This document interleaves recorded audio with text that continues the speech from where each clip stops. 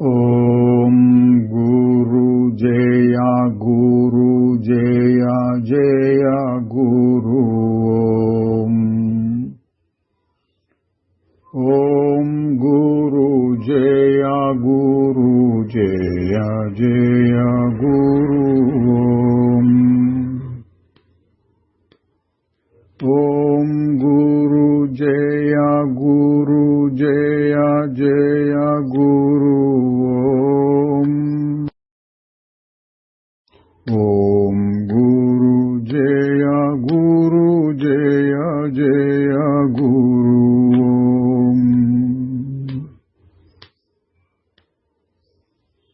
శ్రీ నిసర్గదత్త మహారాజు కీ జై. నిసర్గదత్త బోధ 8వ భాగంలోనికి వస్తున్నాము. ముందుగా క్రిందటి భాగంలోని ముఖ్యాంశాలు. ఈ ప్రపంచము, అందులో ఉండే మనుష్యులు, వీటన్నింటిని గురించిన సిద్ధాంతాలు, దేవుడు సృష్టి చేశాడు క్రమంగానే, కాదంతా స్వప్న సమానమని, అసలు లేనే లేదని రకరకాలుగా చెప్తూ ఉంటారు. ఇందులో ఏది నిజమని అడిగితే అన్నీ నిజమే, అన్నీ అబద్ధమే, నీకు ఏది బాగా నచ్చిందో దాన్ని పట్టుకో. ఈ సిద్ధాంతాలన్నీ మంచి కాదు, చెడు కావు. చెప్పటానికి వీల్లేని విషయాలను చెప్పటం కోసం ఇటువంటి వాటిని ఉపయోగిస్తారు. నీకు నచ్చిన దాంతో మొదలుపెట్టు, నువ్వు శ్రద్ధతో సాధన చేయి, చివరకు అన్నిటినీ వదిలిపెట్టవలసి వస్తుంది. ఎంత త్వరగా వదిలితే అంత మంచిది అన్నారు.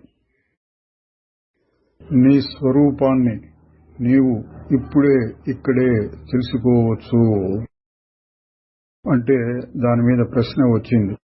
నేను జాగ్రత్త అవస్థ, స్వప్నావస్థ, వీటిల్లో జరిగే వాటిని నా గురించి నేను తెలుసుకుంటూనే ఉన్నాను, అయినా అదేమీ నాకంత సహాయం చేయలేదు అంటే మహారాజు గారు అన్నారు, నీవు నీ ఆలోచనల్ని, భావాల్ని, కర్మల్ని గమనించుకుంటూ ఉన్నావు, కానీ నీ స్వరూపాన్ని నువ్వు తెలుసుకోలేదు.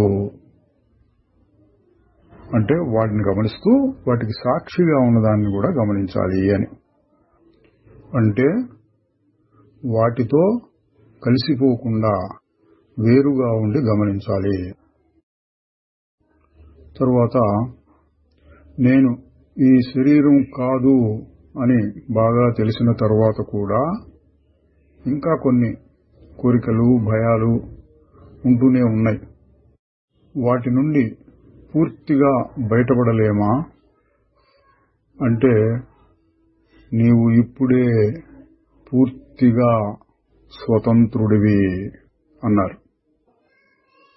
తరువాత మరొక ప్రశ్నకు చెప్తూ, మీరు చూసే ప్రపంచాన్నే నేను కూడా చూస్తున్నాను, అయితే అదే దృష్టితో కాదు. నా దృష్టిలో ఈ ప్రపంచం నాకంటే వేరుగా లేదు. అందువలన ఒకదాన్ని కోరటానికి గాని, ఒకదానికి భయపడటం గాని లేదు.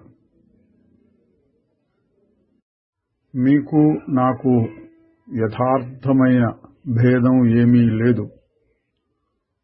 ఉన్న భేదమంతా మనస్సులోనే, అది కూడా తాత్కాలికం. నేను కూడా మీలాగే ఉండినాను, మీరు కూడా నాలాగే కాబోతున్నారు. అంటే కాస్త అటు ఇటు ప్రతివారు అదే స్వరూపం, ప్రతివారు దాన్ని గ్రహించగలుగుతారు. ఇంకొక ప్రశ్నకు సమాధానంగా, దృశ్యము, ద్రష్ట అంటే చూడబడేది, దాన్ని చూసేవాడు, రెండూ మారిపోయేవే, అశాశ్వతాలే. శాశ్వతమైనది ఏది అంటే వాటికి ఆధారంగా ప్రతి అనుభవంలోనూ మారకుండా ఉండేది. ఇక్కడ ద్రష్ట అంటే అహంకారం అన్న అర్థంలో చెప్పారండి. వాటికి ఆధారం శుద్ధ చైతన్యం, మారదు. ఏది ఆ మారకుండా ఉండే స్వరూపం అంటే దాని గురించి నేను ఎన్ని రకాలుగా చెప్పినా అది నీకు పెద్దగా ఉపయోగపడదు. మీకు మీరే తెలుసుకోవాలి. తరువాత నేను అతి సాధారణ జీవితాన్ని గడపాలనుకుంటాను, కానీ కోరికలు నన్ను మరొక రకంగా తిప్పుతున్నాయి. ఉండాలనుకున్నట్లుగా ఉండలేకపోతున్నాను. అంటే మహారాజు గారు చెప్పారు, ఈ సమస్య నీది కాదు, నీ మనస్సుది. కనుక మనస్సు నుండి వేరు చేసుకోవటం మొదలుపెట్టు. అదండి, మనసులో ఉన్న సమస్యలన్నీ తీసేయడం కాదు, మనస్సు నుండి వేరు చేసుకోవటం మొదలుపెట్టు. నేను మనస్సును కాను అని గుర్తు చేసుకుంటూ ఉండు. ఆ సమస్యలు దానివే, నావి కావు అని తెలుసుకుంటూ ఉండు. అలా ఉండలేకపోతున్నాను అంటే అయితే నిన్ను నువ్వు రకరకాల పరిస్థితుల్లో గమనించుకుంటూ ఉండు. దానివల్ల సత్వగుణం అభివృద్ధి చెందుతుంది. తరువాత నీకు సరైన మార్గం కనపడుతుంది అన్నారు. తరువాత ఒకరి ప్రశ్న, ఈ ప్రపంచం మా జీవితకాలంలో బాగుపడుతుంది అనుకోవచ్చా? అంటే మీరు మీతోనే మొదలు పెట్టాలి. మీ సంగతే మీరు పట్టించుకోండి. మిమ్మల్ని మీరు సరి చేసుకున్న తరువాత బాహ్యం దానంతట అది సరి అవుతుంది. ప్రపంచాన్ని సంస్కరించాలి అనుకునే వాళ్ళని దాన్ని చెయ్యనీయండి. మీరు మీ మనస్సుని మార్చుకోండి. తరువాత ఈ ప్రపంచం సంగతి చూడవచ్చు. దానికై ఏం చేయాలి అంటే మీ లోపల ఉన్న పదార్థాన్ని బయట వెతకటం మానేయాలి. మనస్సును జయించాలి అంటే మనస్సుకు అతీతంగా అయిపోవాలి. అంటే ఏమిటి అని అడిగితే, ఆహారం జీర్ణం కావటం, నెత్తురు ప్రవహించటం, వ్యర్థ పదార్థాలు విసర్జించటం మొదలైనవి మన ప్రమేయం లేకుండానే జరిగిపోతూ ఉన్నట్లుగా మనస్సులోని పనులు కూడా వాటంతట జరుగుతూ ఉన్నట్లు మీరు గమనిస్తే అది మనస్సుకు అతీతం కావటం అన్నారు. తరువాత మరొక ప్రశ్నకు చెప్తూ, నేను నా గురువు చెప్పిన విషయాన్ని నమ్మి దాన్ని మననం చేస్తూ గుర్తుపెట్టుకుంటూ ఈ స్థితిని పొందాను. నేను మీకు అంతకంటే తేలికైనది చెప్తున్నాను. మిమ్మల్ని మీరు అంటే నేను అన్న భావాన్ని గుర్తుంచుకోండి. ఎల్లప్పుడూ దాన్ని మర్చిపోకుండా ఉండండి అన్నారు. మనస్సును అలా పరిశీలిస్తూ ఉంటే మనస్సుని దాటటం ఎలా కుదురుతుంది అంటే, మనస్సును పరిశీలించటం, దాన్ని దాటిపోవటం రెండూ మనస్సుతో కూడినవే. మనస్సుని గమనిస్తూ ఉంటే మనస్సుకి అతీతమైనది దానంతట అది బయటపడుతుంది. అదే ఆత్మానుభవం. మరొక ప్రశ్న, జ్ఞానికి కూడా చావు ఉంటుందా అంటే నిసర్గదత్త గారు చెప్తున్నారు. అతడు జీవితానికి మరణానికి అతీతుడు. ఏది పుట్టటము లేదు, ఏది చావటము లేదు. అంతా ఉన్నది ఉన్నట్లుగానే కాలంతో సంబంధం లేకుండా ఉంటుంది. మార్పులన్నీ వచ్చిపోతూ కనిపించడం మాత్రమే, కానీ యథార్థం కాదు. దేహ అధ్యాస అంటే దేహం నేను అనేటువంటి భావన విచారణ చేయకపోవటం వలనే ఉంటుంది. తలుపులు కిటికీలు అన్నీ మూసివేస్తే గదిలో వస్తువులు కనపడనట్లు, అవి తెరిస్తే అన్నీ కనపడేటట్లు విచారణ చేయకపోవడం చేత సమస్యలన్నీ వస్తున్నాయి. విచారణ చేస్తే వచ్చిపోయే స్థితులకు సత్యత్వం లేదు అని తెలుస్తుంది. మళ్ళీ ప్రశ్న, నేను దేహం అనే భావం దానంతరది అప్రయత్నంగా బలవంతంగా వస్తోంది. మరి నేను శుద్ధ చైతన్యం అనే భావము మనం బలవంతంగా పెట్టుకోవాల్సి వస్తోంది, అనుభవంలో లేదు, ఏం చేయాలి అని అడిగితే అవును, అది నిజమే, అందుకే సాధన కావాలి. అంటే నువ్వు కూడా కొంతకాలం నేను శుద్ధ చైతన్యాన్ని, శుద్ధమైన ఉనికిని అనే భావాన్ని బలవంతంగా పెట్టుకుంటూ ఉండాలి. నేనెవరు అన్న విచారణ యొక్క ఉపయోగం ఏమంటే దానికి సమాధానం మనస్సు స్థాయిలో ఉండదు కనుక దాన్ని దాటి వెళ్ళటానికి అది సహాయం చేస్తుంది. అంటే మనసుతో ఆలోచించి అక్కడ సమాధానం దొరకక మనసు ఆగిపోయిన స్థితికి వెళ్తుంది. శ్రీ నిసర్గదత్త మహారాజుకి జై. ఇప్పుడు నిసర్గదత్త బోధ 8వ భాగం, అధ్యాయం 34. స్వీడన్ దేశం నుంచి వచ్చిన ఒక యువకుడు చెప్పాడు, నేను యోగాభ్యాసం చేస్తూ ఉంటాను, నాకు మనశ్శాంతి కావాలి. క్రైస్తవులం అని చెప్పుకుంటూనే ఎన్నో క్రూర కర్మలను చేస్తూ ఉన్న ఈ ప్రపంచం మీద నాకు అసహ్యం కలిగింది. నేను చాలా కాలం ఏ మతము లేకుండా ఉండినాను. తరువాత యోగా వైపుకి ఆకర్షింపబడ్డాను. అంటే మహారాజు గారే ఆయన అడుగుతున్నాడు, అందువల్ల నీకేం వచ్చింది? ఆయన చెప్తున్నాడు, నేను యోగా సిద్ధాంతాలను చదివాను, వాటి వల్ల నాకు ఉపయోగం కలిగింది. మహారాజు గారు, ఏ రకంగా అది నీకు సహాయం చేసింది, నీకు ఉపయోగించింది అని ఏ గుర్తుల చేత నువ్వు అనుకుంటున్నావు? ఆయన చెప్తున్నాడు, స్పష్టంగా తెలిసేది ఒకటేంటంటే మంచి ఆరోగ్యం.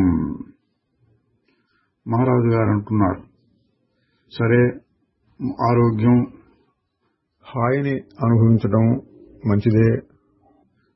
యోగం నుంచి నువ్వు కోరుకున్నది అంత మాత్రమేనా? ఆయన చెప్తున్నాడు, హాయిగా ఉండటం అనేటటువంటి దానిలో ఉండే సుఖం హఠయోగం నుంచి వస్తుంది. కానీ సాధారణంగా చెప్పే యోగం అంతకంటే ఎక్కువే. అది నాకు కలిగిన ఎన్నో ప్రశ్నలకు సమాధానం ఇచ్చింది. అంటే మహారాజు గారే అడుగుతున్నారండి. సాధారణంగా వాళ్ళు అడిగితే ఏం సమాధానం చెప్పడం కాకుండా ఇక్కడ మహారాజు గారే అడుగుతున్నారు, యోగం అంటే ఏమిటి అని నువ్వు అనుకుంటున్నావు? ప్రశ్నించిన ఆయన, భారతదేశంలో చెప్పే బోధలన్నీ అంటే సృష్టి, పునర్జన్మలు, కర్మ మొదలైనవన్నీ. మహారాజు గారు ప్రశ్నిస్తున్నారు, సరే నీకు కావలసిన జ్ఞానాన్నంతా నువ్వు పొందావు, దానివల్ల నీకేం ప్రయోజనం కలిగింది? ఆయన చెప్తున్నాడు, దానివల్ల నాకు మనశ్శాంతి కలిగింది. మహారాజు గారు, నిజంగానా? నీ మనస్సు శాంతంగా ఉన్నదా? నీ అన్వేషణ అంటే ఇంకేదో కావాలని వెదకులాట అయిపోయిందా? ప్రశ్నించిన ఆయన, లేదు, ఇంకా కాలేదు. మహారాజు గారు, అది అట్లా అన్వేషించడానికి అంతం ఉండదు. ఎందుకంటే మనశ్శాంతి అనే పదార్థం ఏది ఉండదు. మనస్సు అంటేనే గజిబిజి, చికాకు. యోగా అనేది మనస్సు యొక్క ఒక లక్షణం కాదు, మనస్సు యొక్క ఒక స్థితి కూడా కాదు. ఇక్కడ అంటే అర్థం ఏంటండి, మహారాజు గారు యోగా అన్న మాటని ఏ అర్థంలో వాడుతున్నారు? మనస్సు కంటే అతీతమై పరమాత్మతో తాను కలిసి, తాను అంటే అంతకుముందు ఉన్నటువంటి మనస్సు తాను లేకుండా పోయి పరమాత్మతో కలిసినప్పుడు ఉండే స్థితిని యోగం అన్నారు. అందుకని అన్నారు యోగా అనేది మనస్సు యొక్క స్థితి కాదు. ప్రశ్నించిన అయినా నాకు యోగం వల్ల కొంత శాంతి దొరికింది. మహారాజు గారు అంటున్నారు, జాగ్రత్తగా గమనించు. మనస్సు ఆలోచనలతో అటు ఇటు కొట్టుకుంటూ ఉన్నట్లు నీవు తెలుసుకోగలుగుతావు. అప్పుడప్పుడు అది శూన్యంగా అయిపోవచ్చు, కానీ కొద్ది సమయానికే అది మళ్లీ తిరిగి తన చాంచల్యంతో బయటికి వస్తుంది. నిశ్చలం చేయబడిన మనస్సు ప్రశాంతమైన మనస్సు కానేరదు. దీని అర్థం ఏంటండి, నువ్వు కావాలని ప్రశాంతం చేస్తే ఏదో ఆ యుక్తి ఈ యుక్తి పెట్టి అది ప్రశాంతత కాదు. మరి ఏది చెప్తున్నారు? నీవు నీ మనస్సును శాంతింపజేయాలి అనుకుంటున్నావు. ఆ విధంగా శాంతింపచేయాలి అనుకునేవాడు తాను స్వయంగా శాంతుడేనా? చూడండి, ఆయన మనశ్శాంతి కావాలి అంటే మహారాజు గారు ఆయన అటువైపు తీసుకెళ్తున్నారు. మనశ్శాంతి కావాలంటున్నావు. అనేవాడెవరు? అనేవాడిని తెలుసుకునేవాడెవరు? వాడు సహజంగా శాంతంగా ఉన్నాడా లేదా? ఆయన చెప్తున్నాడు, లేదు, నేను శాంతంగా లేను, నేను యోగం యొక్క సహాయం తీసుకుంటాను. మహారాజు గారు అంటున్నారు, చూచావా, నువ్వు చెప్పే దాంట్లో ఉన్న గజిబిజి చాలా సంవత్సరాల పాటు మనశ్శాంతి కావాలి అని నువ్వు ప్రయత్నం చేస్తున్నావు. నీకు అది పూర్తిగా దొరకలేదు. ఎందుకంటే సహజంగా చాంచల్యంతో కూడినటువంటి వస్తువు శాంతంగా ఉండలేదు. ఆయన దానికి అంగీకరించకుండా అంటున్నాడు, కానీ దానివల్ల కొంత అభివృద్ధి కనపడింది. మహారాజు గారు, నీవు చెప్తూ ఉన్న శాంతి చాలా పెళుసుగా ఉంటుంది. అంటే ఎప్పుడైనా అది పగిలిపోవచ్చు. నువ్వు శాంతి అని చెప్పేది మనస్సులో ఘర్షణ లేకపోవటం అనే అర్థంలో. నిజంగా దానికి ఆ పేరు సరిపోదు. ఎందుకంటే నిజమైన శాంతి భంగపరచటానికి వీలు లేనిది. అంటే మహారాజు గారే స్థాయిలో చెప్తున్నారండి, నిజమైన శాంతి అంటే ఆత్మస్వరూపమే. దాన్ని మార్చడానికి గాని, చెలింపజేయడానికి గాని, తీసేయడానికి గాని వీలు లేదు. ఎప్పుడు ఉంటుంది. నీకు అటువంటి శాంతి లేదు. తాత్కాలికంగా ఏదో శాంతి వచ్చింది యోగం ద్వారా అనుకుంటున్నావు, అది పూర్తిగా సరైనది కాదు అంటున్నారు. ఇంకా చెప్తున్నారు, ఎన్నడూ ఏ విధంగానూ మార్చడానికి వీలు లేనటువంటి మనశ్శాంతిని నువ్వు పొందగలవా? ప్రశ్నించిన ఆయన, నేను ప్రయత్నిస్తున్నాను అన్నాడు. మహారాజు గారు, ప్రయత్నం కూడా ఒక రకమైన చాంచల్యమే. ఆయన అడుగుతున్నాడు, అయితే ఏం మిగులుతుంది? మహారాజు గారు, ఆత్మను విశ్రాంతిలో అట్టే పెట్టవలసిన అవసరం లేదు. అది తనంతట తాను శాంతం. శాంతంగా ఉండటం కాదు, శాంతమే. మనస్సు మాత్రమే చాంచల్యం. దానికి తెలిసిందంతా ఎప్పుడూ చెలిస్తూ ఉండటమే, కొట్టుమిట్టాడుతూ ఉండటమే. బాగున్నవి మెరుగైన పదార్థాలని, తనకు బాధ కలిగించేవి పనికిరానివని తీసేస్తూ ఉంటుంది. మనం చెప్పుకునే అభివృద్ధి అంతా దుఃఖకరమైన దాని నుంచి కాస్త సుఖవంతమైన దానిని పొందటమే. కానీ అటువంటి మార్పులు ఏమాత్రం మార్పు లేనటువంటి స్థితికి మనల్ని తీసుకెళ్లలేవు. అంటే దుఃఖం వచ్చింది, ఏదో అజ్జేసి ఇచ్చేసి దాన్ని మార్చి సుఖాన్ని పొందావు, అది తాత్కాలికం అవుతుంది. అసలైనటువంటి శాంతము, ఆనందము అంటే సహజంగా మారకుండా ఉండాలి. ఏ విధమైన ప్రయత్నాలు దాని దగ్గరకు మనల్ని తీసుకెళ్లలేవు. ఎందుకంటే ఏదైనా సరే మొదలు ఉన్నది అంటే చివర కూడా ఉండి తీరుతుంది. అంటే ఏంటంటే నువ్వు ప్రయత్నంతో మనశ్శాంతిని సంపాదిస్తే అది ఎప్పటికైనా పోయి తీరుతుంది. సత్పదార్థం మొదలు కావటము లేదు, అంతం కావటము లేదు, అది ఎల్లప్పుడూ ఉంటుంది. మొదలు చివర లేని స్వరూపంగా తాను బయటపడుతుంది. అది అంతటా ఉన్నదని, సర్వశక్తివంతమైనదని, అన్నిటినీ కదిలించే శక్తి గలదని, కాలానికి అతీతంగా ఎన్నడూ మారకుండా ఉంటుందని తెలుస్తుంది. ఆయన మళ్ళీ అంటున్నాడు, యోగం అనేది ఆత్మను అన్వేషించడము, కనుక్కోవటం, వీటికి సహాయం చేస్తుంది కదా. మహారాజు గారు, నీవు పోగొట్టుకున్న దాన్నే నీవు అన్వేషించి పొందగలవు. నీవు ఎన్నడూ పోగొట్టుకోని దాన్ని నువ్వు పొందలేవు. అర్థమండి, నీ స్వరూపం ముందు నుంచి ఉన్నది, నువ్వేదో ప్రయత్నం చేసి పొందలేవు అని చాలా పై స్థాయిలో చెప్తున్నారు. ఆయన ఊరుకోకుండా అడుగుతున్నాడు, నేను ఎన్నడూ ఏమీ పోగొట్టుకోలేదు అన్నమాట నిజమైతే నేను ఇప్పటికే జ్ఞానినయ్యి ఉండేవాణ్ణి. కానీ కాను, నేనింకా వెతుకుతూనే ఉన్నాను. నేను ఏదో పోగొట్టుకున్నాను అనటానికి వెతుకుతూ ఉండటమే గుర్తు కదా. మహారాజు గారు, అంటే నీవు ఏదో పోగొట్టుకున్నాను అని నమ్ముతున్నావన్నమాట. ఆ విధంగా నమ్మేది ఎవరు?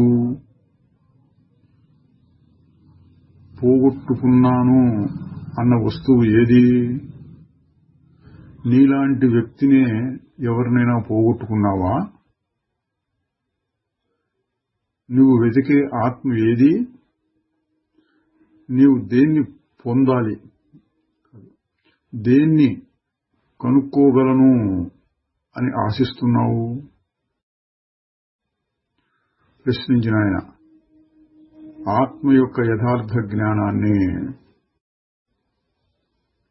మహారాజు గారు, ఆత్మ యొక్క యథార్థ జ్ఞానం అనేది జ్ఞానం కాదు, అది వెతికితే వచ్చే జ్ఞానం కాదు, అక్కడా ఇక్కడా దొరకదు.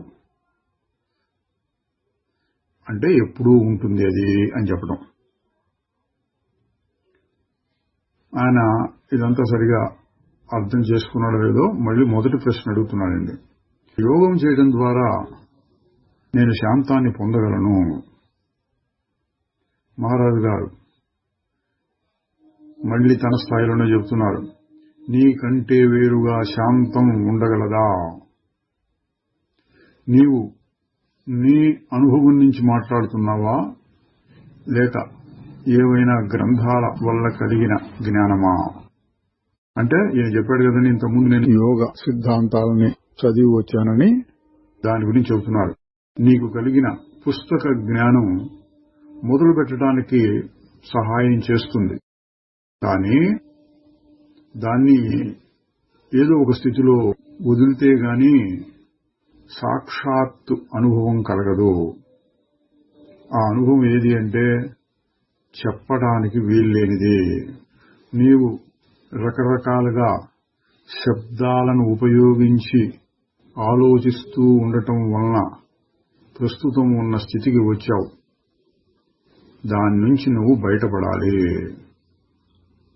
అంటే పుస్తక జ్ఞానము, శబ్ద జ్ఞానము, ఆ పాండిత్యంలోనే పడి ఇది కదా అది కదా శాంతం రావాలి, దీనివల్ల వస్తుంది దానివల్ల వస్తుంది అనుకుంటున్నావు గాని నీ స్వరూపం యొక్క అనుభవం కలగలేదు.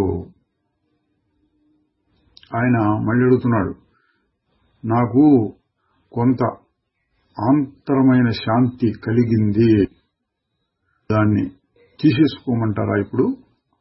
అంటే మహారాజు గారు చెప్పారు కదా, అవన్నీ వచ్చిపోతూ ఉంటాయి నువ్వు కల్పించుకున్నావని. దాని మీద అంటున్నాడు, వాటిని ఇప్పుడు ఆ కలిగిన శాంతిని తీసేసుకోమంటారా అన్నాడు. మహారాజు గారు చెప్తున్నారు, ఒకసారి నీవు పొందింది ఎప్పటికైనా పోతుంది. అంటే ఏంటండి? నువ్వు అన్నీ వదిలేసుకోవాలి అంటే ఆ శాంతిని కూడా వదిలేసుకోవాలా అని ఆయన అడిగిన దానికి మహారాజు గారు చెప్పిన సమాధానం ఎట్లా ఉంది? వచ్చింది ఏదైనా పోతుంది అంటే నేను చెప్పానని నువ్వు వదిలేసుకోవటం కాదు, దానంతటా అదే పోతుంది, వచ్చిన శాంతి పోతుంది. మరి ఏం కావాలి అంటే చెప్తున్నారు, నిజమైన శాంతిని నీవు అనుభవంలో గ్రహించినప్పుడు, నీవు ఎన్నడూ పోగొట్టుకోలేని దానిని పొందినప్పుడు అటువంటి శాంతి నీతో నిలిచి ఉంటుంది. నీవు ఏదో లేని దానికోసం వెతకటం కంటే నీవు ఎన్నడూ దేనిని పోగొట్టుకోలేదో దానిని కనుక్కో. నువ్వు మొదలు అన్నదానికంటే కూడా మొదలు, నువ్వు అయిపోతుంది అన్నదానికంటే కూడా చివర మిగిలి ఉండేది దేనికి పుట్టుక చావు ఉండవో దానిని కనుక్కో. అటువంటి నిశ్చలమైన స్థితియే నీవు తెలుసుకోవలసిందే. ఇప్పుడు ఆయన అడుగుతున్నాడు, ఆ విధమైన అనుభవాన్ని, దృష్టిని పొందటానికి ఏం చేయాలి? మహారాజు గారు, జీవితంలో ఏదైనా సరే అడ్డంకుల్ని తొలగించకుండా పొందలేము. తన స్వరూపం యొక్క స్పష్టమైన అవగాహనకు అడ్డంకులు ఏమంటే సుఖం కోసం కోరిక, దుఃఖం అంటే భయం, అంటే రాగద్వేషాలు. ఈ సుఖ దుఃఖముల కోసం చేసే ప్రయత్నమే నీ అసలైన స్వరూపాన్ని తెలుసుకోవడానికి అడ్డంకిగా ఉన్నది. నీ యొక్క సహజమైన స్థితిలో ఏ విధమైనటువంటి కోరిక లేకుండా స్వేచ్ఛ తోస్తుంది. ఆయన మళ్లీ ప్రశ్న, ఆ విధంగా అన్ని రకాల కోరికల్ని వదులుకోవడానికి సమయం పడుతుందా? మహారాజు గారు, నీవు దానిని సమయానికి వదిలేస్తే లక్షల సంవత్సరాలు పట్టొచ్చు. ఒక కోరిక తర్వాత ఒక కోరిక, దాని తర్వాత మరొక కోరిక తీసేసుకుంటూ పోవడం అనేది సుదీర్ఘమైన ప్రక్రియ. దానికి అంతం కనపడదు.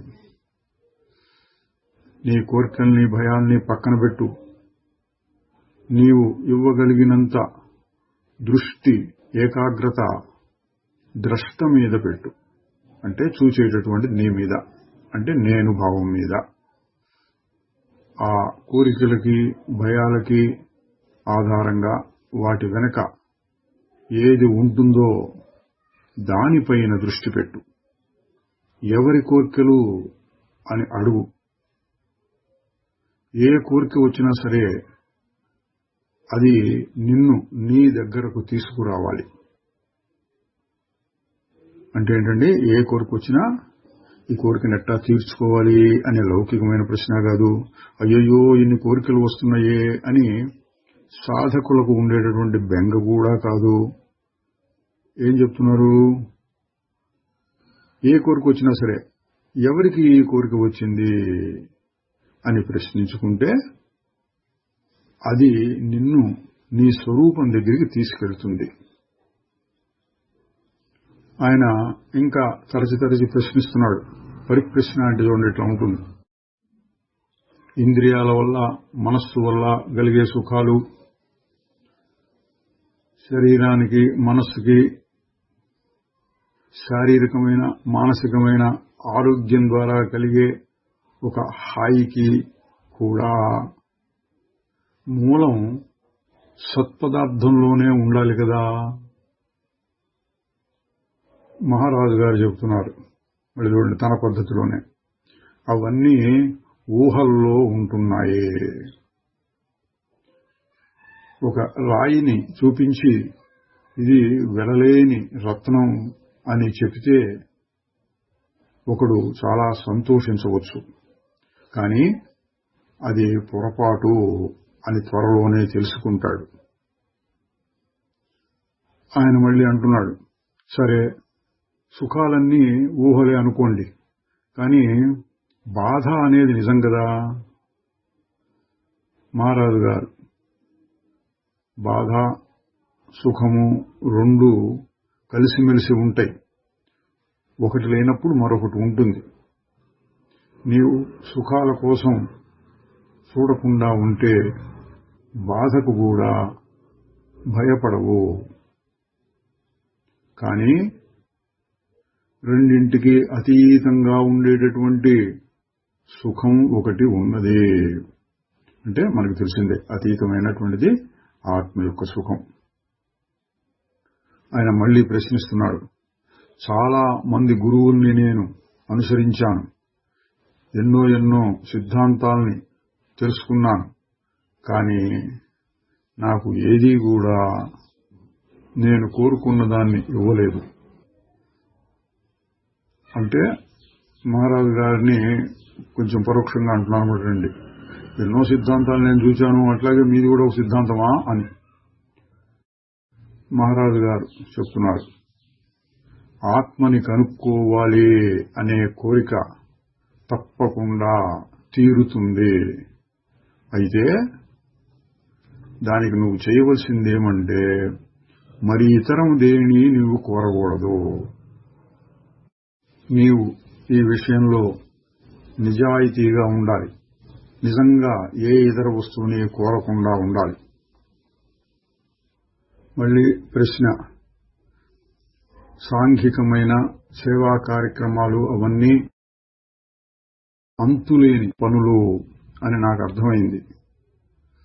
ఎందుకంటే ఒకవైపు అభివృద్ధి, మరోవైపు తిరోధానం, ఇవి కలిసిమెలిసే ఉంటాయి. అందువలన పూర్తిగా దేన్ని మనం మార్చలేము అని తెలిసింది. అయితే ఇప్పుడు ఏం చేయాలి? మహర్షి గారు, నువ్వు ఏ పని చేయడానికి మొదలుపెట్టావో దాన్ని పూర్తి చెయ్యి.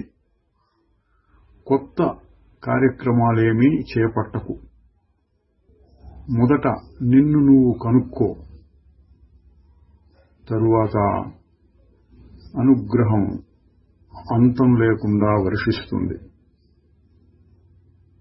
అంటే నిన్ను నువ్వు కనుక్కుంటే నువ్వు ప్రశాంతమైతే తర్వాత నీ ద్వారా ఏదైనా పని జరగచ్చు. నీవు అప్పుడు ఇతరులకు సహాయం చేయడం ఎట్లా కుదురుతుందంటే బోధించటం ద్వారాను, నీవు చేసి చూపించటం ద్వారాను, అన్నిటికంటే ఎక్కువగా నువ్వు ఊరక ఉండటం ద్వారాను. నీ దగ్గర లేనిది నీవు ఇతరులకు ఇయ్యలేవు. నీవు కానిది మరొకటి నీ దగ్గర ఉండదు. అంటే నువ్వుగానే ఉంటావు, నువ్వే ఆ శాంతం, దానిని గుర్తించు అని రకరకాలుగా చెప్తున్నారు. ఆయన మళ్లీ ప్రశ్న, ఈ దృశ్యమైనటువంటి ప్రపంచమంతా బాధాకరమైనదేనా? మహారాజు గారు, మరి అది బాధాకరం కాకపోతే సుఖం కోసం ప్రయత్నం ఎందుకు చేస్తున్నారు అందరూ? అందులో సుఖమే ఉండేటట్లయితే మళ్లీ సుఖం కోసం ప్రయత్నం చేయాల్సి వస్తుందా? కానీ మనుషులు చూడు ఎంత ఆత్రంతో సుఖం కోసం ప్రయత్నం చేస్తున్నారో. దుఃఖం యొక్క అంతం సుఖంలో, అంటే ఇంద్రియ సుఖాల్లో కాదు. ఏ విధంగానూ తీసివేయడానికి వీల్లేని సుఖదుఖాలకి అతీతమైన దాన్ని నీవు తెలుసుకుంటే అప్పుడు సుఖం కోసం ప్రయత్నం, అన్వేషణ ఆగిపోతుంది. దానివల్ల వచ్చే దుఃఖం కూడా ఆగిపోతుంది. అంటే ఇంతకుముందు చెప్పారు, ప్రయత్నం చేస్తుంటే అది యోగా కావచ్చు, ఏ పేరైనా పెట్టండి, అది కూడా ఒక రకమైన దుఃఖమే. మళ్లీ ప్రశ్న, అతీతమైనటువంటి అంతిమమైనటువంటి స్థితిలో సుఖం ఉండదు కదా? అంటే ఈయన దృష్టి ప్రాపంచికమైన సుఖం, ఇంద్రియముల ద్వారా మనసు ద్వారా వచ్చేటువంటి సుఖం అతీతమైన దాంట్లో ఎట్లా ఉంటుంది అని. మహారాజు గారు, ఆ సుఖము ఉండదు, దుఃఖం కూడా ఉండదు. ఓన్లీ స్వేచ్ఛ మాత్రమే ఉంటుంది. స్వేచ్ఛ అంటే నీవు దేన్ని పోగొట్టుకోలేదు. అటువంటి స్వేచ్ఛని గ్రహించు. ఇక్కడ స్వేచ్ఛ అంటే ఏంటండి? నిరాధారం, దేని మీద ఆధారపడకుండా తనంతట తాను ఉండగలగడం. అదే సుఖం, అసలైన సుఖం. నిన్ను నీవు మోసగించుకోకు. నీవు ఒక వ్యక్తివి కావు. స్వేచ్ఛను పొందు. స్వేచ్ఛ అంటే ఇంతకుముందు చెప్పినట్టే దేని మీద ఆధారపడకుండా నిరాధారంగా స్వతంత్రంగా హాయిగా ఉండొచ్చు. తర్వాత అధ్యాయం 35. ప్రశ్న, కోర్కెల నుండి విడుదల అంటే వైరాగ్యం అనేది ఆత్మసాక్షాత్కారానికి మొట్టమొదటి షరతు లేక అర్హతగా చెప్తూ ఉంటారు. కానీ దాన్ని పాటించటం నాకు చాలా అసాధ్యంగా కనిపిస్తోంది. ఎందుకంటే అజ్ఞానం వలన కోరికలు కలుగుతున్నాయి. మరి కోరికలను తీర్చుకున్నందువలన అజ్ఞానం పెరుగుతోంది. ఇది ఒక విషమ చక్రం. అంటే అజ్ఞానం వల్ల కోరికలు, కోరికల వల్ల మళ్ళీ అజ్ఞానం, అజ్ఞానం వల్ల కోరికలు, కోరికల వల్ల అజ్ఞానం. ఇది ఎప్పటికీ తెంపు లేకుండా సాగుతోంది. ఏం చేయాలి అని మహారాజు గారు చెప్తున్నారు. దీనికి షరతులు లాంటివి ఏమీ లేవు.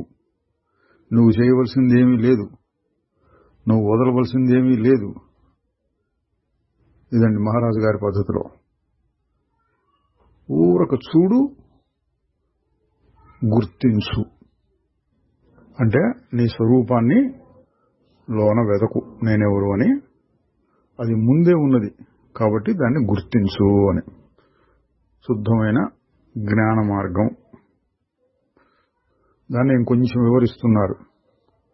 నువ్వు చూచేది ఏది నువ్వు కావు, నీది కూడా కాదు. అవన్నీ నీ చైతన్యంలో వచ్చిపోయేటటువంటి మార్పులు. నీవు వాటితో ఏదో సంబంధం పెట్టుకుని ఏదో చెయ్యాలి అనుకోవటం వలన అందులో ఇరుక్కుపోతున్నావు. అట్లా కాకుండా ఊరక చూస్తూ ఉండు. వాటన్నింటికంటే నీవు అతీతంగా ఉన్నావు. అంటే వాటితో అంటుకోకుండా, సంబంధం లేకుండా ఉన్నావు అని గుర్తించు. మళ్ళీ ప్రశ్న, అయితే మీరు చెప్పింది ద్రష్ట దృశ్యము అంటే చూచేవాడు చూడబడేది రెండు ఒకటైపోయిన స్థితి. ఇవన్నీ గ్రంథాలు చదివి వచ్చిన వాళ్ళ భాష అండి.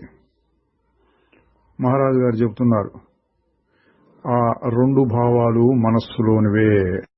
దానిని చెప్పటం కోసం భాషను వాడుతున్నాము. అందులో శుద్ధమైన ఆత్మ లేదు. ఆత్మ అనేది వాటిలోనూ ఉండదు, వాటికి అతీతంగానూ ఉండదు. మానసిక స్థాయిలో దానికోసం చూడటం వ్యర్థమవుతుంది. వెదకులాట ఆపు, చూడు, అది ఇక్కడే ఇప్పుడే ఉన్నది. నీకు బాగా తెలిసినటువంటి నేను అనే భావమే అది. దీని అర్థం ఏంటండి? మానసిక స్థాయిలో అది చూచబడేదా, అది చూడబడేదా, చూచేవాడా, రెండు కలిసిపోయిన స్థితి, ఇట్లా ఆలోచిస్తుంటే కాదు, మనసు పూర్తిగా ఆగిపోయిన స్థితి రావాలి. అది ఇక్కడే ఇప్పుడే ఉన్నది అని నువ్వు గుర్తించగలుగుతావు. అయితే ఇప్పుడు కొంచెం కింది స్థాయిలో చెబుతున్నారు, ఈ విషయాలన్నీ నువ్వు ఇంతకు ముందే బాగా ఆలోచించి ఉంటే తప్ప ఒక్కసారి నా మాటలు వింటే సరిపోదు. అదండి, అది ఎప్పుడు ఉన్నది, ఇక్కడే ఉంది, ఇప్పుడే ఉందని చెప్తున్నాము, అది నిజం. కానీ ఇంతకు ముందే దీని మీద నువ్వు కొంచెం కసరత్తు చేసి ఉంటే ఈ మాట నీకు వెంటనే అర్థమై ఆ హాయి తోస్తుంది. అట్లా కాని వారు దాని గురించి కొంచెం విచారణ, మననం చేయవలసి ఉంటుంది అని చెప్తున్నారు. ఇది మహారాజు గారి స్థాయి కాదు, అడిగిన వారి స్థాయి. మళ్ళీ ప్రశ్న, మీ బోధనా పద్ధతిలో భక్తి అనే దానికి స్థానం ఏమిటి? మహారాజు గారు చెబుతున్నారు, నీకు బాగా లేనప్పుడు ఒక డాక్టర్ దగ్గరికి వెళతావు.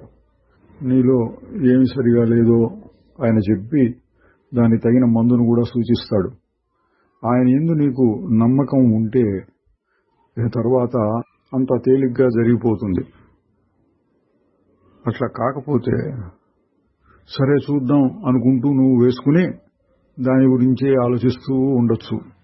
లేదా నువ్వే ఆ మందుల శాస్త్రం అంటే వైద్య శాస్త్రం చదువుకోవడం మొదలుపెట్టచ్చు. ఏదేమైనా అక్కడ పనిచేసేటటువంటి శక్తి ఏది? అనారోగ్యం నుంచి బయటపడాలి అనే నీ తీవ్రమైన కోరిక. ఇక్కడ మహారాజు గారు చెప్పింది ఏంటంటే, డాక్టర్ దగ్గరికి వెళ్ళావు, మందు చెప్పాడు, నీకు ఆయన మీద నమ్మకం ఉంటే తేలికైపోతుంది, నువ్వు తర్వాత ఆలోచించక్కర్లా, వేసుకుంటూ ఉండటమే. ఏమో ఏమో అనుకుంటే వేసుకుంటావు, కొంచెం అనుమానంగా ఉందంటావు, మళ్ళీ వాళ్ళని వీళ్ళని అడుగుతావు, లేకపోతే వైద్యశాస్త్రం నువ్వే చదువుకోవడం మొదలు పెడతావు. ఇదంతా కొంచెం కష్టమైన పద్ధతి. అంటే నమ్మకానికి ఉన్న ప్రాధాన్యం ఏమిటో చెప్తున్నారు ఈ ఉదాహరణ ద్వారా. మహారాజు గారు ఇంకా అంటున్నారు, ఎవరినో ఒకరిని నువ్వు నమ్మవలసి వస్తుంది. అది నీ తల్లి కావచ్చు, భార్య కావచ్చు. ఆత్మజ్ఞానం విషయంలో జీవన్ముక్తుడైనటువంటి ఆత్మజ్ఞానియే అత్యంత నమ్మదగినవాడు. అయితే ఊరికే నమ్మటం మాత్రం చాలదు, నీకు కూడా తీవ్రమైనటువంటి కాంక్ష తెలుసుకోవాలని, మోక్షం పొందాలని ఉండాలి. అంటే ముముక్షత్వం కూడా ఉండాలి అని అంటున్నారండి. నీ ఆ ఆర్తి ఎంత తీవ్రంగా ఉంటే సహాయం కూడా అంత తేలికగా వస్తుంది. ఎంత గొప్ప గురువైనా శిష్యుడిలో నేర్చుకుందామనే ఆత్రం లేకపోతే సహాయం చెయ్యలేడు. ఆత్రము, శ్రద్ధ అనేటటువంటివి చాలా ముఖ్యమైన లక్షణాలు. నీ కోరిక అంటే మోక్షం మీద కోరిక, అట్లాగే నమ్మకము రెండు కూడా బలంగా ఉంటే ఆ రెండు పనిచేస్తాయి, నిన్ను లక్ష్యం వైపుకు తీసుకెళ్తాయి. ఎందుకంటే అప్పుడు నువ్వు అనుమానాలతోటి, సర్దుబాట్లతోటి సమయాన్ని వృధా చేయకుండా నీ అన్వేషణలో గడపగలుగుతావు. అత్యంత గొప్ప గురువు ఎవరంటే నీ అంతరంగంలోని ఆత్మయే. అంటే ఇక్కడ మనం అంతరంగంలో ఆత్మ అనే దానికి ఏం చెప్పొచ్చండి, మనం శుద్ధమైన మనస్సు, విశుద్ధమైన మనస్సు అంటే కామక్రోధములు మొదలైనటువంటి దోషాలు లేకుండా ఆత్మజ్ఞానం కూడా చక్కగా కనీసం సిద్ధాంత స్థాయిలో బాగా తెలిసి ఉంటే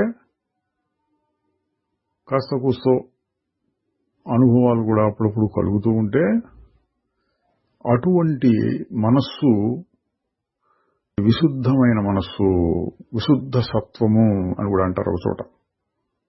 అటువంటి మనస్సు సహాయంతో నువ్వు తర్వాత సాధన అంటే లోపల నుంచే తెలుస్తూ ఉంటుంది ఏమి చేయాలి, ఎప్పుడు ఎట్లా చేయాలి, ఏ సాధన చేయాలి అని. అందువలన ఇక్కడ చెప్తున్నారు అత్యంత గొప్ప గురువు ఎవరు అంటే నీ అంతరంగంలోని ప్రబోధమే. అటువంటి గురువే నిన్ను నీ లక్ష్యం వైపు నడిపిస్తారు. ఆ లక్ష్యం అంతంలో కూడా ఆయనే నిన్ను కలుస్తాడు. అంటే గురువు మార్గము చూపిస్తాడు, లోపల ఉండి ఇట్లా ఇట్లా ఇట్లా అని. చివరి మెట్టులో నీ మనస్ఫూర్తిగా ఆగిపోయి నిశ్చల స్థితికి చేరినప్పుడు అక్కడ కూడా గురుస్వరూపం ఉంటుంది. దీన్ని రమణ మహర్షి గారు చాలాసార్లు చెప్పారు. బాహ్య గురువు, అంతర్గురువు, చివరికి ఆ రెండు ఒకటై ఆత్మ శుద్ధ చైతన్యం మిగులుతుంది. మహారాజు గారు ఇంకా చెబుతున్నారు, ఆ గురువునందు నువ్వు నమ్మకం ఉంచు, అప్పుడు నీకు ఏ బాహ్యమైన గురువు అవసరం ఉండదు. మళ్ళీ చెప్పేది ఏంటంటే నీకు గట్టి కోరిక ఉండాలి ఆయన్ని కనుక్కోవటం కోసం. పశ్చాత్తాపాలు, పొరపాట్లు చేయడం మొదలైన వాటి మీద దృష్టి పెట్టి నీ సమయాన్ని వృధా చేసుకోకు. నీ పొరపాట్ల నుండి నేర్చుకో, వాటిని మళ్లీ చేయకుండా ఉండు. ఇదంతా ఆయన స్థాయి అండి. అంటే మహారాజు గారు అడిగిన ఆయన్ని అర్థం చేసుకుని ఆయన తగినట్లుగా చెబుతున్నారు. మళ్లీ ప్రశ్న, మూలాన్ని చేరటానికి అంటే మనస్సు మూలం, లేకపోతే ఈ సాక్షి నేను అనే మాట యొక్క మూలాన్ని చేరటానికి అని అర్థమండి. మూలాన్ని చేరటానికైనా కాంక్ష చాలా తక్కువ కనిపిస్తోంది. అసలు అది సహజమైనదేనా అంటున్నాడు. మోక్షం పొందాలి అనే కోరిక, అన్నం తినాలి, స్నానం చేయాలి, నిద్రపోవాలి, ఇటువంటి కోరికల వలె మోక్షం పొందాలి అనే కోరిక సహజమా అసహజమా అంటున్నారండి. ఇవన్నీ సిద్ధాంతపరమైనటువంటి తర్కము, చర్చలు. మహారాజు గారు చెబుతున్నారు, బయటికి వెళ్ళటం దాన్ని మనం బహిర్ముఖ దృష్టి అంటాం. బహిర్ముఖ దృష్టి అనేది మొదట్లో సహజం. అంతర్ముఖ దృష్టి అనేది చివర్లో సహజం. అంటే కొంతమందికి బయట తిరగటమే సహజం అనిపిస్తుంది, కొంత దృష్టిలో మార్పు వచ్చిన తర్వాత లోపలికి వెళ్ళటమే సహజంగా అనిపిస్తుంది. మళ్లీ ప్రశ్న, అది ఎట్లా ఉన్నా లోపల ఉండి శరీరాన్ని నియమించేటటువంటి వాడు అంటే మనం జీవుడు అనొచ్చండి. వాడు శరీరాన్ని పోషించడానికి, రక్షించడానికి బాధ్యత వహించాలి కదా అని ఇది మళ్ళీ కింది స్థాయి మాట అండి. శరీరం సంగతి ఎవరు చూసుకుంటారు, అంత మోక్షం మీదే తీవ్రమైన కాంక్ష ఉంటే అన్నట్లు అడుగుతున్నారు. మహారాజు గారు చెబుతున్నారు, విశ్వం మొత్తాన్ని నడిపించే శక్తి ఒకటి ఉన్నది, అదే అన్నిటినీ నడిపిస్తుంది, అదే బాధ్యత వహిస్తుంది. ఆయన మళ్లీ వదలకుండా ఒక వితండవాదంలాగా మొదలుపెట్టాడు. అట్లాగైతే నా ఇష్టం వచ్చినట్టు నేను ప్రవర్తించి ఆ బాధ్యత అంతా ఆ విశ్వాత్మకమైనటువంటి శక్తి మీద తోసేయచ్చా? అంటే ఇక్కడ గమనించాలండి, చాలా మంది అట్లా చేస్తూ ఉంటారు కూడా. వేదాంతం సరిగా అర్థం కాక మళ్ళీ అహంకారము వాసనలు విజృంభించి నాకేమంటదు, అంతా ఈశ్వరుడే చేస్తున్నాడు, ఆయనే నడిపిస్తున్నాడు కాబట్టి ఏం చేసినా ఆయనదే బాధ్యత అని చెప్పుకుంటూ మళ్ళీ శరీరానికి అహంకారానికి అనుకూలమైన పనులనే చేస్తూ ఉంటారు. కొన్ని తప్పుడు పనులు చేసి కూడా ఈశ్వరుడి మీద బాధ్యత పెడుతూ ఉంటారు. దాని గురించి ప్రశ్న అడిగారు. మహారాజు గారు చెప్తున్నారు, ఆ విధంగా చెప్పటం చాలా తేలికే. ప్రపంచాన్ని మొత్తాన్ని నడిపించేటటువంటి శక్తి ఒకటి ఉన్నది అని నమ్ము, అన్నీ దానికి వదిలేసాయి. నీవు ఏమాత్రం సంకోచపడకూడదు, నిన్ను గాని ఇతరులను గాని మోసం చేయకూడదు. అప్పుడు ఇది యథార్థాన్ని కనుక్కోవడానికి చాలా దగ్గర మార్గం అవుతుంది. కోర్కెతోటి, భయాలతోటి, అంటే రాగద్వేషాలతోటి ఉండకు. నీ బాధ్యత అంతా ఆ శక్తి మీద పడేసేయి. ఈ మాటలు జాగ్రత్తగా గమనించాలి. బాధ్యత అంతా ఆయన మీద పడేశాను, కానీ అన్నీ నాకు మంచి చేస్తాడు, అట్లా కాదు. బాధ్యత అంతా ఆయన మీద పడేస్తే నేను ఉండను, ఇక నాకు మంచి జరగాలి అనే మాటలు కూడా ఉండవు. అట్లా అన్నిటినీ వదులుకున్నటువంటి స్థితి రావాలి. అదే మోక్షం. దీన్ని రమణ మహర్షి గారి దగ్గర కూడా మనం చాలాసార్లు చూసాం. శరణాగతి అని చెప్పేవాళ్ళు. అట్లా చేయకుండా అన్ని తప్పుడు పనులు కావాలని స్వార్థంతో చేసి బాధ్యతంతా దేవుడిదే అనటం తప్పు. అదే మహారాజు గారు ఇంకా కొనసాగించి చెప్తున్నారు. అయితే ఎంతవరకు నీవు ఈ శరీరాన్ని గాని ప్రపంచాన్ని గాని నడిపిస్తున్నాను, నా స్వాధీనంలో ఉన్న ఇవి అనుకుంటావో అప్పటి వరకు బాధ్యత కూడా నీవే వహించాలి. అదండి. అంటే ఈశ్వరుడు చేస్తున్నాడన్నీ, అంటే అన్ని అవస్థల్లోనూ, సర్వకాల సర్వావస్థల యందు, సర్వ సంఘటనల యందు, మంచి జరిగినా చెడు జరిగినా అంతా నీదయ, అంతా నీదయ, అంతా నీదయ అన్నట్లుగా ఉండాలి. చెడు జరిగినా కూడా అట్లా కాకుండా స్వార్థం కోసం కొన్ని పనులు చేస్తూ, లౌకికమైన పనులు చేస్తూ సమర్థించుకోవడానికి మాత్రం ఈశ్వరుని యొక్క శక్తి అంటే అది కుదరదు. అంటే నీ మనసులోనే ఉంది. అన్నిటిని వదిలేసుకుంటే మంచిదే.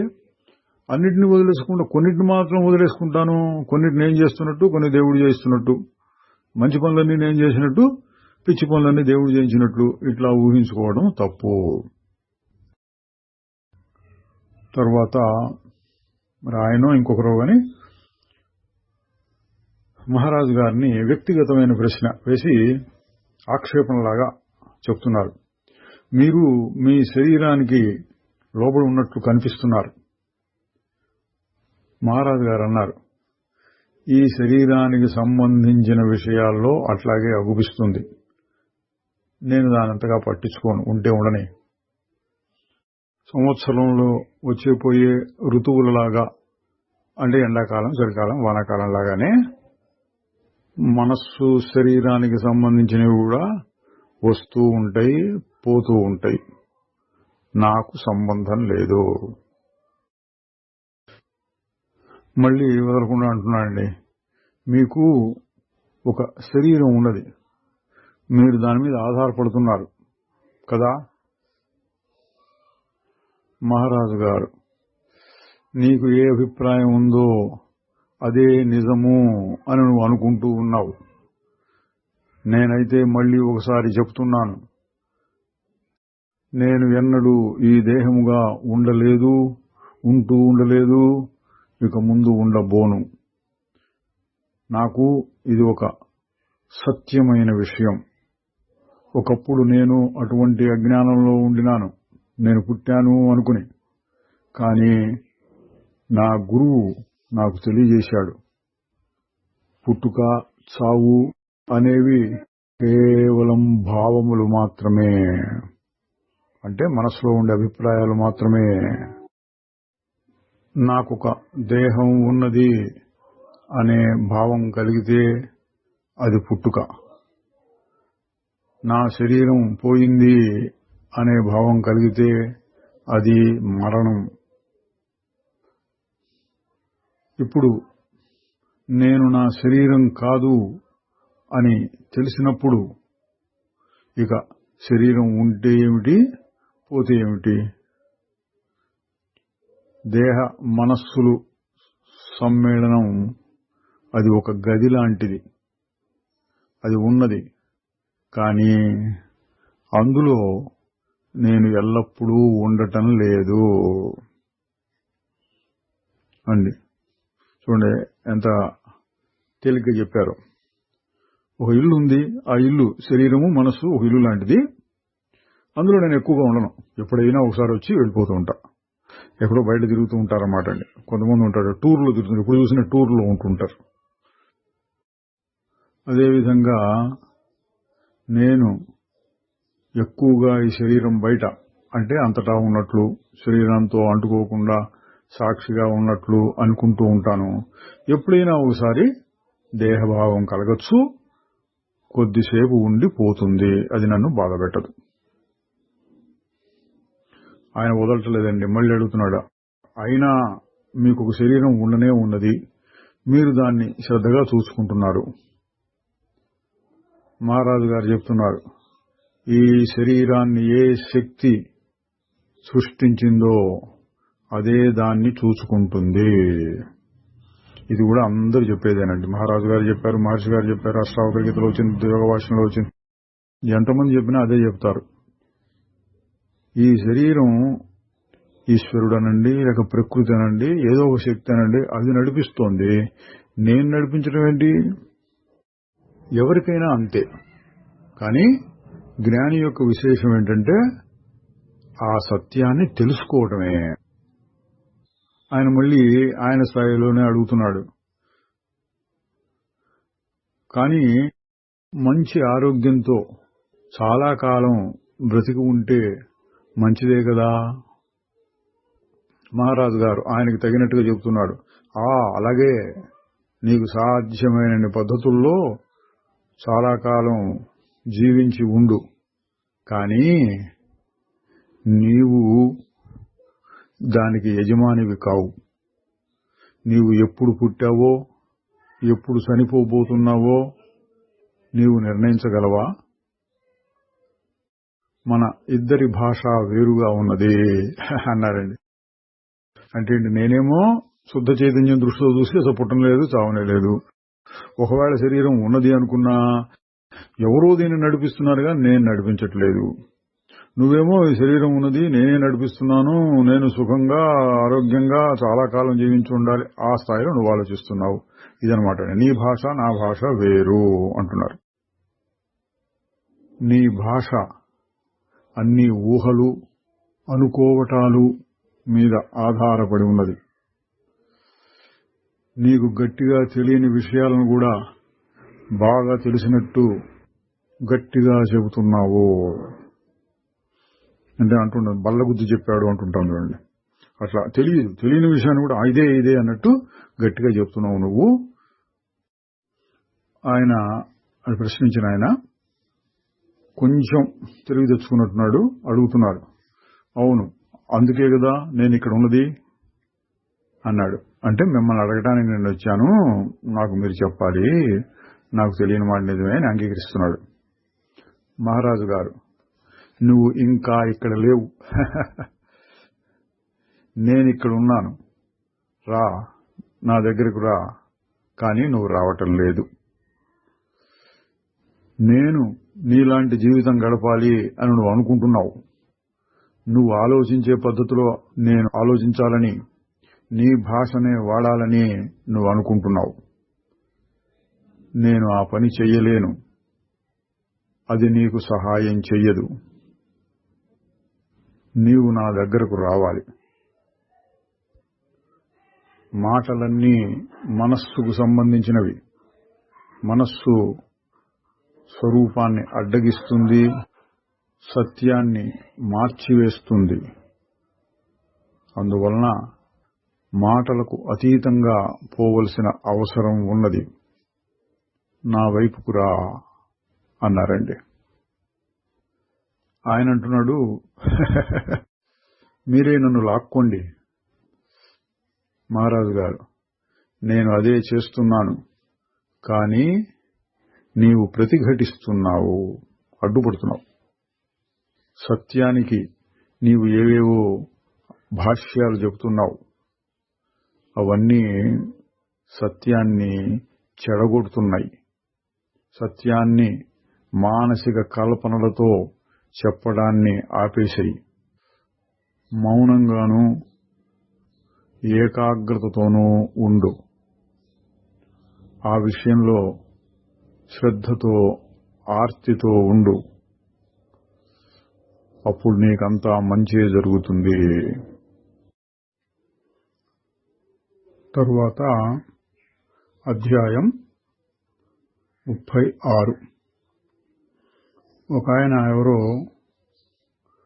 పునర్జన్మలు, అక్కడ ఆత్మ ఇక్కడ ఆత్మ ఒకటేనా, ఆ జ్ఞాపకాలు ఇక్కడికి వస్తాయా, ఇటువంటి ప్రశ్నలన్నీ అడుగుతూ వచ్చాడు. మహారాజు గారు వాటి కొద్దిగా సమాధానం చెప్పారు. ఏమన్నారంటే, చివరగా ప్రస్తుతం ఉన్న శరీరంలో నీ పాత శరీరం అంటే పూర్వజన్మకు సంబంధించిన శరీరం, అది కేవలం ఒక ఊహ మాత్రమేనా, లేక ఒక జ్ఞాపకమా? అసలు ఇవన్నీ ఎందుకు? నీకు బాగా గట్టిగా తెలిసిన విషయాలతో తృప్తి చెందు.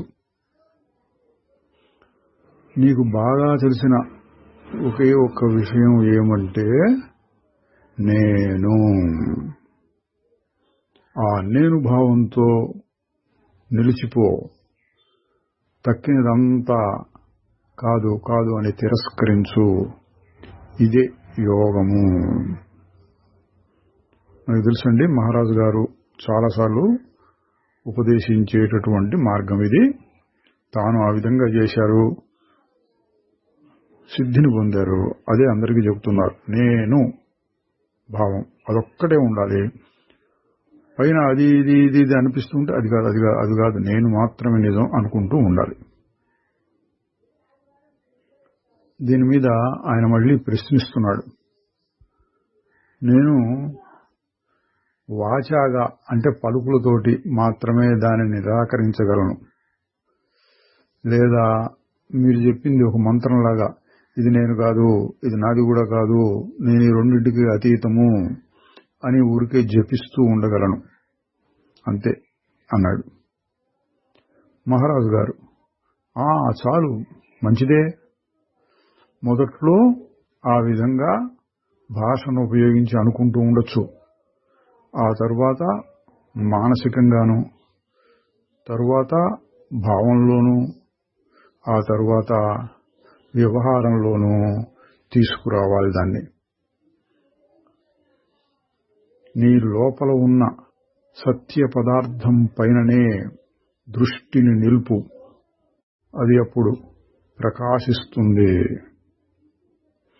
అని దానికి ఒక పోలిక చెబుతున్నారు. అది పాలను చిలికి వెన్న తీయటం లాంటిది. దానిని సరి అయిన పద్ధతిలోనూ పట్టుదలతోనూ చేస్తూ ఉండు. నీకు ప్రయోజనం కలగటం నిశ్చయం. ఇది గమనించవలసిన విషయం అండి. అందరికీ తెలిసిందే. ఆయన మళ్ళీ ఒకసారి చూడండి. అన్ని స్థాయిల వారికి సరిపోయేటట్లుగా చెప్పారు ఇక్కడ మహారాజు గారు. సాధారణంగా పై స్థాయిలో చెప్తూ ఉంటారు, ఇక్కడ అన్ని స్థాయిల వారికి సరిపోయేటట్లుగా చెప్పారు. ఏమన్నారు? వాచాగా అంటూ ఉన్న ప్రయోజనం ఉంటుంది. సాధారణంగా ఏంటంటే వాచా వేదాంతం ఊరికే నోటి మాటలు చెప్తే అవుతుందా అని ఎగతాళి కూడా చేస్తూ ఉంటారు లోకంలో. అది చాలా వరకు నిజం అండి. ఎందుకంటే మాట మాత్రంగా చెప్పి లోపలంతా ఇంకొక రకంగా ఉంటే ప్రయోజనం ఉండదు. ఇక్కడ మహారాజు గారు చెప్పింది ఏంటంటే శ్రద్ధ ఉండాలి. నువ్వు అనుకో, అనుభవం కలగకపోయినా నేను శరీరం కాదు, నేను శరీరం కాదు, నేను శుద్ధ చైతన్యాన్ని అని నమ్మకంతో, శ్రద్ధతోటి అనుకుంటూ ఉంటే అది క్రమంగా మనస్సులో, భాష ఉపయోగించకుండానే మనస్సులో తిరుగుతుంది. తర్వాత ఒక భావం నిలబడుతుంది. తరువాత వ్యవహార సమయంలో కూడా నేను ఈ శరీరం కాదు, నేను అది అన్నట్లుగా కుదురుతుంది. వ్యవహార సమయంలో కుదరటం అంటే ఏంటి? ముఖ్యంగా నేను కర్తను కాదు, ఏ పని చేయట్లేదు, భోక్తను కాదు, సుఖ దుఃఖాలు అనుభవించట్లేదు, ఈ విధంగా అనిపించడం మొదలవుతుంది. కాబట్టి ఎవరికి ఎంత కుదిరితే అంత, నాకేమీ అర్థం కావట్లేదు అన్నా కూడా జపంలాగా చేసుకోవచ్చును అని మహారాజు గారు చెప్తున్నారు. అయితే శ్రద్ధ ఉండాలి.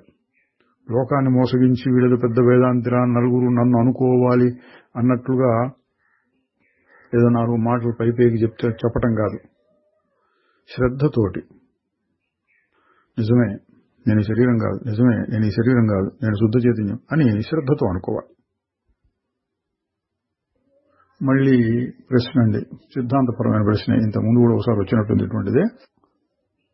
ఆ అతీతమైనటువంటి వస్తువు ఏదో చేయడం ద్వారా ఎట్లా లభిస్తుంది అంటే, నోటితో అనుకున్నా పర్వాలేదు, మనసుతో అనుకున్నా పర్వాలేదు అంటున్నారు కదా. ఇట్లా అనుకోవడం అనేటువంటిది శరీరానికి మనసుకు సంబంధించిన పని. దానివల్ల అది ఎట్లా అతీతమైనటువంటిది ఎట్లా దొరుకుతుంది? మహారాజు గారు, నువ్వు చెప్పింది నిజం. దృశ్య పదార్థం అతీత వస్తువుని పట్టుకోలేదు. కానీ ఈ దృశ్య ప్రపంచం, దానికి సంబంధించిన భావాలు ఆ శుద్ధమైన పరమాత్మ స్వరూపాన్ని అడ్డుకోగలవు. ఎట్లాగంటే ఇందాక చెప్పిన ఉదాహరణలో లాగా చిలకకపోతే ఆ పాల నుంచో మీగడ నుంచో వెన్న బయటికి రాదు.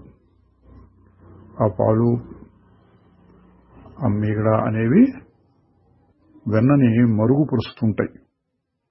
దానిని చిలికితే వెన్న బయటకు వస్తుంది. అట్లాగే మనస్సుని మధిస్తూ ఉంటే, అంటే చిలుకుతూ ఉంటే అది ఆగిపోయి అందులో నుంచి శుద్ధ చైతన్యం బయటపడుతుంది.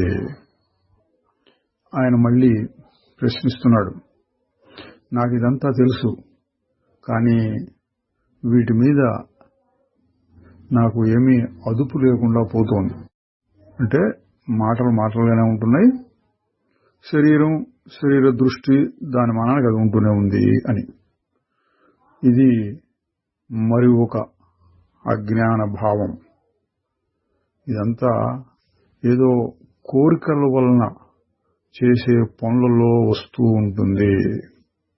అటువంటి స్థితి కలగాలి, ఇటువంటి స్థితి కలగాలి అని కోరికతో ప్రయత్నం చేస్తూ ఉంటే అదొక అడ్డంకి అవుతుంది అని.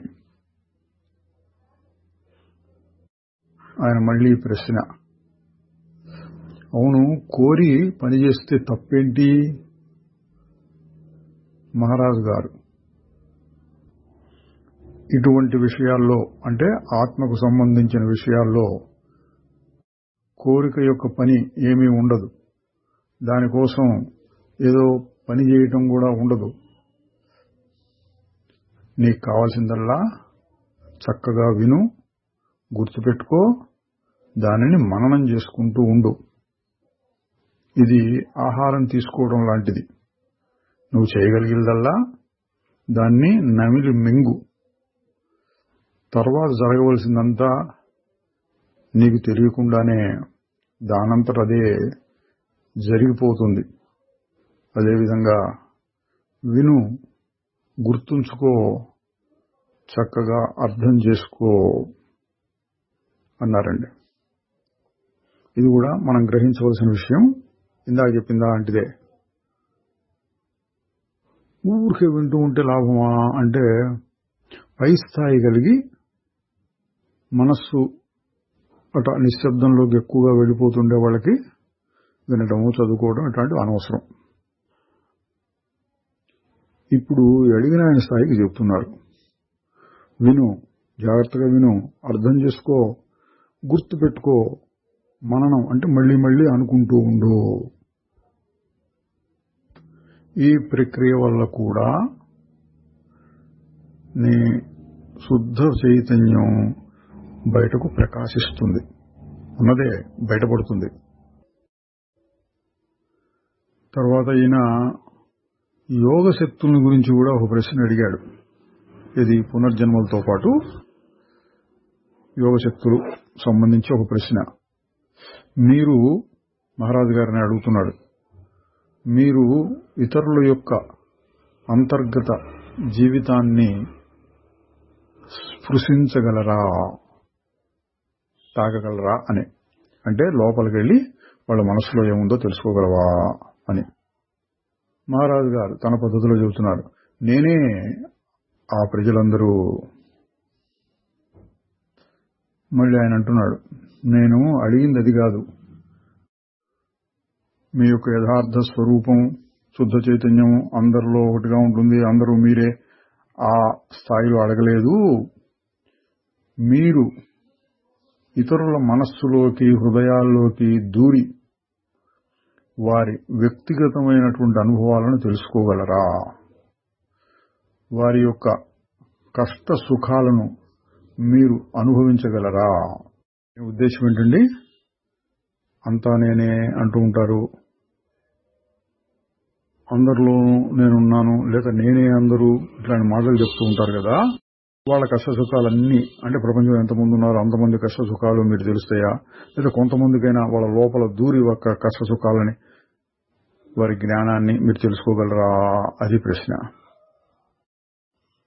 మహారాజు గారు చెప్తున్నారు, అన్ని జీవులు నాలోనే ఉన్నాయి, అయితే నా మెదడులోని శక్తిని తీసుకొచ్చి మరొక మెదడులోని విషయాలను తెలుసుకోవాలంటే దానికి ప్రత్యేకమైన శిక్షణ కావాలి. శిక్షణ ద్వారా సాధించలేనిది ఏమీ ఉండదు. అంటే ఏంటంటే, ఇక్కడ మామూలుగా యోగ శక్తులు అని చెప్పుకునే వాటిల్లో ఇది ఇతరుల గురించి తెలుసుకోవడం, ఇతరుల అభిప్రాయాలు అర్థం కావడం, అవసరమైతే వాళ్ళలో దూరి వాళ్ళ మనస్సును మార్పు చేయటం, ఇటువంటి శక్తులు వస్తూ ఉంటాయి. మన యోగ వాసిష్టంలో కూడా కొన్ని కథలు వస్తాయి అట్లాంటివి. మహారాజు గారు ఏం చెప్తున్నారంటే, చేయొచ్చు, కానీ దానికి ఒక ప్రత్యేకమైన శిక్షణ. అంటే ఏంటి? ఈ మనస్సు ఈ శరీరాన్ని వదిలి ఇంకొక శరీరంలోకి దూరగలగటం చేయొచ్చు, కానీ ప్రత్యేకమైన శిక్షణ కావాలి. దాన్ని కొందరు యోగులు అభ్యాసం చేస్తూ ఉంటారు. ఆ విధంగా నాకు లేదు అన్నట్టుగా చెప్పారు. ఇంకా ఆయన ఇట్లాంటివి చాలా ప్రశ్నలు పనికొచ్చేవి పనికిరానివన్నీ అడిగి మళ్ళీ ఒకటి అంటున్నారు, కోరిక ఎందుకు వస్తుందంటే బాధ వలన. ఆ బాధ నుండి తప్పించుకోవడం కోసమే దేన్నో కోరవలసి వస్తోంది. మహారాజు గారు అంటున్నారు, సరే ఆ బాధకు కారణం ఏమిటి అన్నారండి. బాధ కలగటం వలన దాన్ని తీసేయడానికి కోరిక కలుగుతోంది అంటున్నావు, బాగుంది. మరి ఆ బాధ కలగటానికి మూల కారణం ఏంటి అని ఇంకా చెప్తున్నారు. నీ స్వరూపాన్ని నువ్వు ఎరగకపోవటమే. కోరిక యొక్క ఉద్దేశ్యం ఏమిటి? నిన్ను నీవు తెలుసుకోవాలి అనటమే. ఈ సృష్టి మొత్తం తన స్వరూపాన్ని తెలుసుకోవటం కోసమే ఉరుకులు పరుగులు పెడుతూ ఉన్నది. ఆ స్థితికి తిరిగి వచ్చే వరకు విశ్రాంతి ఉండదు. ఇదండి. దీన్ని కూడా కొంచెం విశ్లేషణ చూస్తే మనకు తెలుస్తుంది. కోరిక ఎందుకు కలుగుతోంది అంటే సుఖం కోసం, లేదా ఉన్న బాధను తీసేసుకోవడం కోసం అన్నారు. మరి తీరుతోందా అంటే మళ్ళీ ఇంకొక బాధ ఏదో ఒకటి వస్తూనే ఉంటుంది. ఎప్పుడు తీరుతుంది అంటే దుఃఖం అనేది లేకుండా పచ్చగా సుఖమే నిలిచిపోతూ ఉంటే అప్పుడు ఇక కోరిక ఉండదు. అట్లా దుఃఖం లేకుండా కేవలం సుఖం మాత్రమే ఉండే స్థితియే తన స్వరూపం, తన సహజమైన లక్షణం. కాబట్టి కోరిక ఎందుకు అంటే పైపైన దీనికోసం దానికోసం దీనికోసం దీనికోసం ఉంటుంది. కొంచెం లోతుగా విచారం చూస్తే పరిపూర్ణమైన సుఖం కోసం అని తెలుస్తుంది. అది తనలోనే ఉంది కాబట్టి తన కోసమే ప్రతివాడు ప్రయత్నం చేస్తున్నాడు, కానీ అర్థం చేసుకోకుండా. దాని మీద మళ్ళీ ప్రశ్న, ఆ విధంగా నా స్వరూపంలోకి నేను ఎప్పుడు తిరిగి వస్తాను? మహారాజు గారు తన పద్ధతిలో చెబుతున్నారు, నువ్వు ఎప్పుడు కావాలంటే అప్పుడు రావచ్చు. అంటే ఏంటండి, అది నీ స్వరూపమే, నువ్వే అటు ఇటు తిరుగుతున్నావు, దాన్ని వదిలేసి నువ్వు ఎప్పుడు కావాలంటే అప్పుడు రావచ్చు. సరే, ఇప్పుడు ఇంకొక రకమైన ప్రశ్న అడుగుతున్నాండి. ఆ విధంగా నేను పరిపూర్ణత్వం పొందే వరకు ఈ ప్రపంచానికి ఏదో రకంగా సహాయం చేస్తూ ఉండవచ్చునా? అంటే సంఘ సేవ మొదలైనవి. మహారాజు గారు, చేతనైనంత వరకు సహాయం చేస్తూ ఉండు. నువ్వు ఎక్కువగా సహాయం చేయలేవు, కానీ ఆ చెయ్యాలి అనే ప్రయత్నంలో నీ అభివృద్ధి జరుగుతుంది. ఇదండి కర్మ లేక కర్మయోగం అనే దాంట్లో ఉన్న రహస్యం. ఏంటంటే నీకు అభివృద్ధి కలుగుతుందన్నారు. ఇది ఆధ్యాత్మిక అభివృద్ధి. ఎట్లా? ఇతరులకు మేలు చేయాలి అనుకుంటే నీ స్వార్థం తగ్గుతుంది.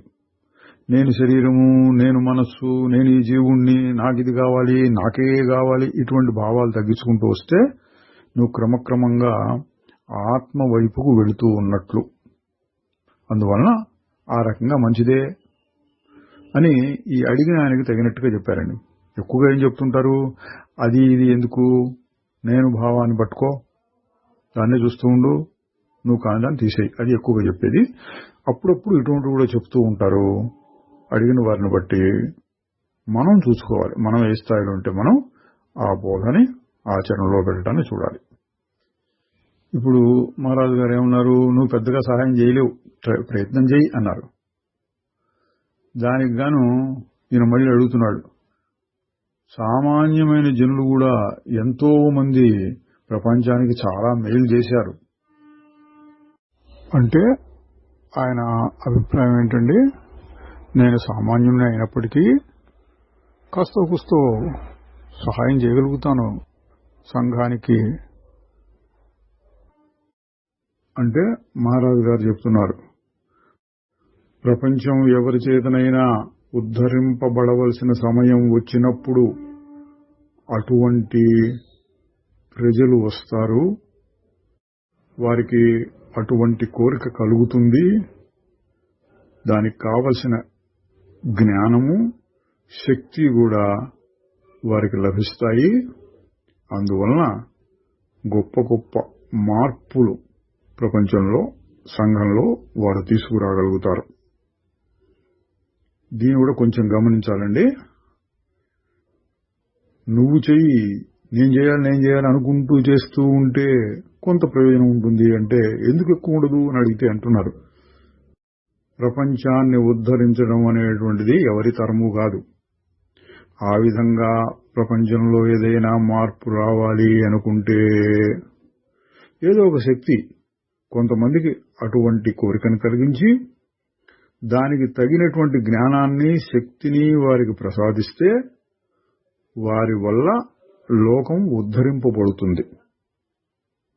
అట్లా కాకుండా నేనే ఉద్ధరించాలి అంటే తీవ్రమైన తపన ఉంటే అది ఒక కోరిక, దానివల్ల బంధం, దుఃఖం కలుగుతుంది. అందువల్ల మహారాజు గారు చెప్పింది ఏంటి, చేతనైనంత చేస్తూ ఉండు, అందువల్ల నీకు ఆధ్యాత్మిక అభివృద్ధి కలుగుతుంది. అటువంటి అభివృద్ధే నీకు లక్ష్యంగా ఉండాలి, కానీ ప్రపంచాన్ని మార్చేస్తాను అనేదో ఒక దృష్టిని పెట్టుకోకు.